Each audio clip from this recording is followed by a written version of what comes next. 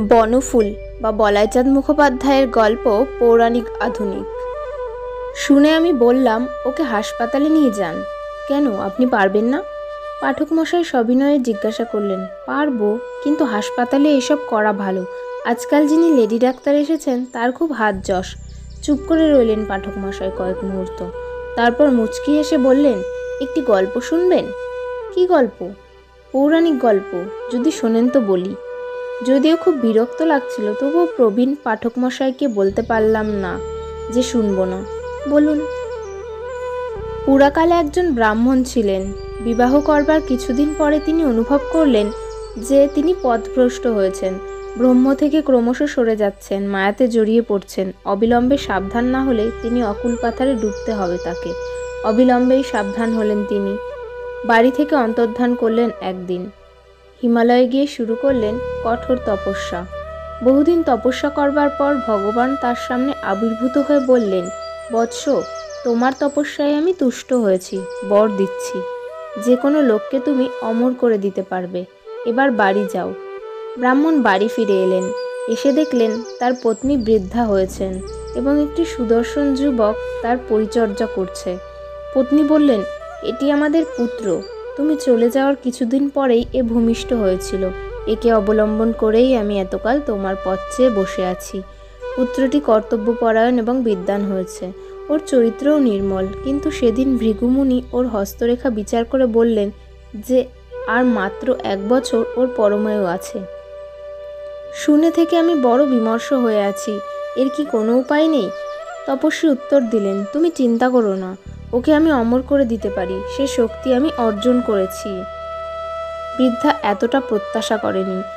ও তাই নাকি? তাহলে ওকে অমরই করে দাও। তপস্বী ক্ষণকাল চিন্তা করলেন, তারপর বললেন, আমি এখনই করে দিতে পারি, কিন্তু আমি করলে সেটা ভালো দেখাবে না, কারণ ও আমার ছেলে। আমি বিষ্ণুকে স্মরণ করছি, তিনিই এসে করে দিন। স্মরণ করা মাত্র বিষ্ণু এলেন। সব শুনে বললেন, তা এর জন্য আমাকে ডাকলে কেন? তুমি তো নিজেই ওকে অমর করে দিতে পারো। তপস্বী বললেন, তা পারি, কিন্তু আপনি করে দিলে আরও ভালো হয়। আপনি স্বয়ং বিষ্ণু। বিষ্ণু বললেন, আরও ভালোর কথা যদি তুললে, তাহলে ব্রহ্মার কাছে চলো।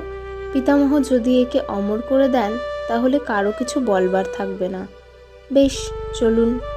তপস্বী বিষ্ণু এবং সেই যুবক তখন ব্রহ্মার কাছে গিয়ে হাজির হলেন। ব্রহ্মা সব শুনে বললেন, এর জন্য আমার কাছে আসা কেন? তোমাদের মধ্যে যে কোনো একজনই তো একে অমর করে দিতে পারতে, কিন্তু আপনি করে দিলে দেখতে শুনতে সব দিক দিয়েই ভালো হয়। দেখতে শুনতে ভালো হয় যদি মহেশ্বর করে দেন। চলো, তার কাছেই যাই। ব্রহ্মা, বিষ্ণু, তপস্বী আর সেই যুবক মহেশ্বরের কাছে গেলেন। সব শুনে মহেশ্বর বললেন, এর জন্য এত দূরে এলে?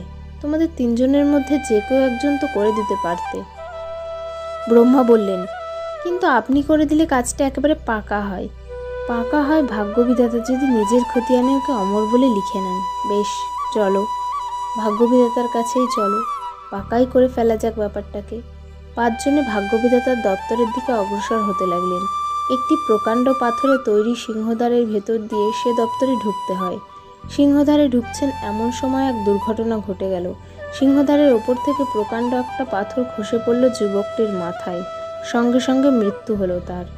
হাহাকার করে উঠলেন তপস্বী। ভাগ্যবিধাতা তাকে সম্বোধন করে বললেন, মুনিবর, এখন হাহাকার করে কি হবে? ওর মৃত্যুর জন্য আপনিই দায়ী। আমি? হ্যাঁ, আপনি ওকে অনায়াসেই অমর করে দিতে পারতেন, কিন্তু তা না করে আপনি ব্রহ্মা, বিষ্ণু, মহেশ্বর নিয়ে আমার কাছে এলেন। এই দেখুন, আমার খাতায় লেখা রয়েছে, ওই যুবক যখন ব্রহ্মা, বিষ্ণু, মহেশ্বর আর তার বাবাকে নিয়ে আমার সিংহদ্বারের ভেতর ঢুকবে, তখনই একটি পাথর পড়ে ওর মৃত্যু হবে। এই অসম্ভব যোগাযোগ আপনিই করেছেন। গল্পটি বলে পাঠক মশাই বললেন, উষার প্রথম যখন ব্যথা ধরল, তখন গেলাম নার্স আভার কাছে। সে বললে, আমি পারি, কিন্তু আমার চেয়ে ভালো হবে শশীবাবু ডাক্তার যদি ভার নেন। শশীবাবুর কাছে গেলাম, তিনি আপনার কাছে আসতে বললেন। আপনি এখন বলছেন হাসপাতালের লেডি ডাক্তারের কাছে যেতে। আমি হেসে বললাম, উষার ভালো জন্য বলছি। পরীক্ষা করে দেখলাম ছেলেটা ঠিক সোজাভাবে নেই।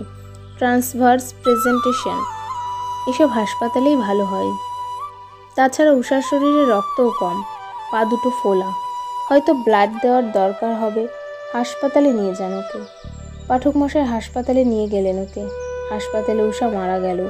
মাস 2 পরে ঠিক এইরকম একটা কেস আমার হাতে এলো। মফস্বলের এক জমিদারের পুত্রবধূ আমাকে ডেকে নিয়ে গেল।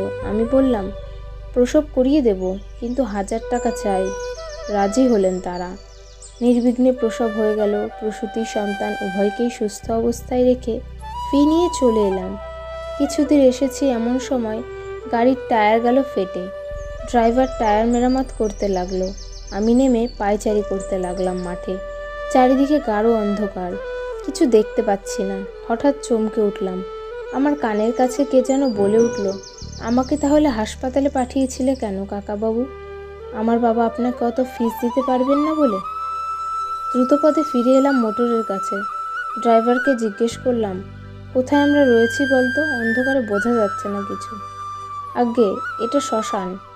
ভাবতে লাগলাম, কথাগুলি কে বললে? উষা না আমার বিবেক? নমস্কার।